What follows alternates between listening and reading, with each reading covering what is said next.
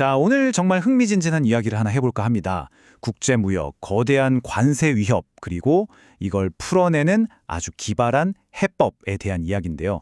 수십억 달러가 걸린 무역 분쟁이 어떻게 정말 예상치도 못한 곳에서 돌파구를 찾게 되는지 지금부터 자세히 들여다보겠습니다.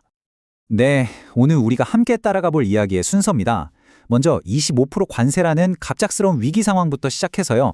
이걸 해결할 생명줄로 떠오른 원자력 카드, 그리고 이게 왜 모두에게 이득이 되는 윈윈 전략인지 살펴볼 겁니다. 그리고 마지막엔 구체적인 실행 계획과 과연 성공 확률은 얼마나 될지까지 꼼꼼하게 짚어보겠습니다. 이야기의 시작은 백악관에서 나온 갑작스러운 발표 하나였습니다. 이 발표 하나에 수십억 달러 규모의 무역이 그야말로 순식간에 올스톱될 위기에 처했죠.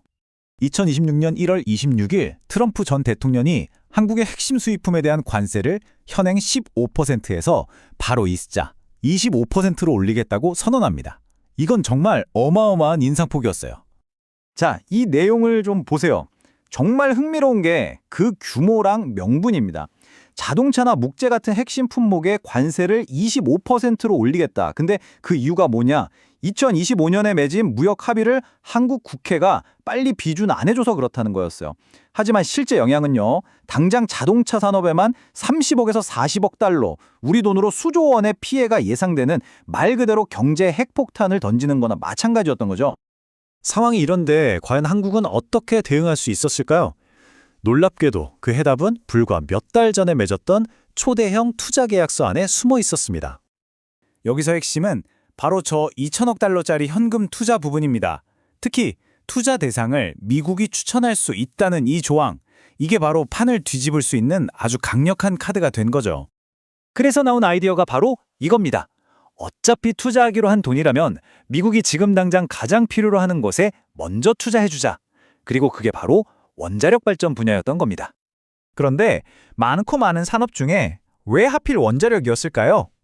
그건요, 이게 양국의 필요가 정말 기가 막히게 맞아떨어지는 지점이었기 때문입니다.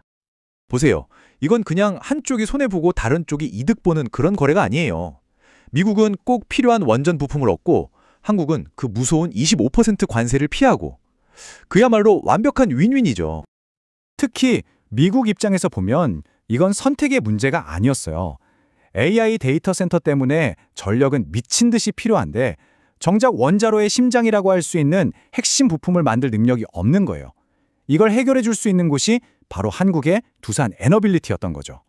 그러니까 전략적으로 반드시 필요한 파트너였던 셈입니다. 자, 그럼 이 그림 같은 계획 어떻게 실행에 옮길 수 있을까요? 생각보다 과정은 아주 간단하고 명확합니다. 딱 3단계로 진행됩니다.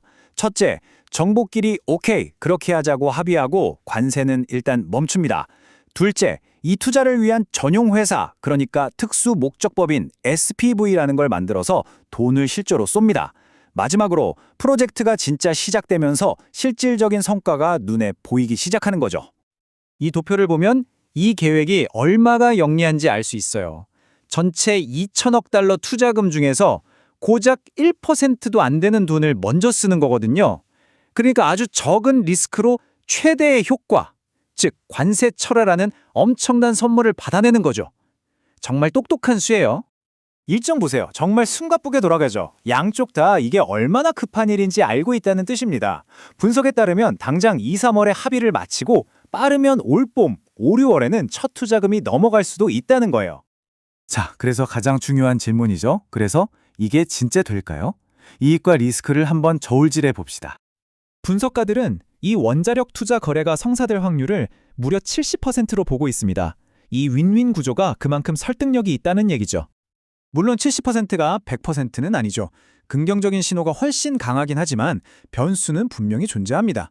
특히 미국 대선 같은 정치적인 문제나 실제 수익을 어떻게 나눌지 같은 아주 디테일한 부분에서 문제가 생길 수도 있어요. 이 보고서에 나온 한 문장이 모든 걸 설명해 줍니다.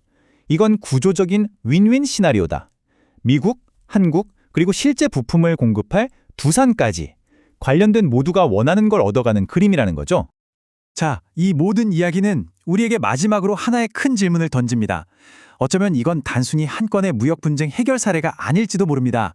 치열한 지정학적 경쟁 시대에 이제는 전통적인 무역 협상보다 이런 식의 전략적 산업 투자가 국가 간의 관계를 결정하는 더 강력한 무기가 되는 것 아닐까요? 한번 생각해 볼 문제인 것 같습니다.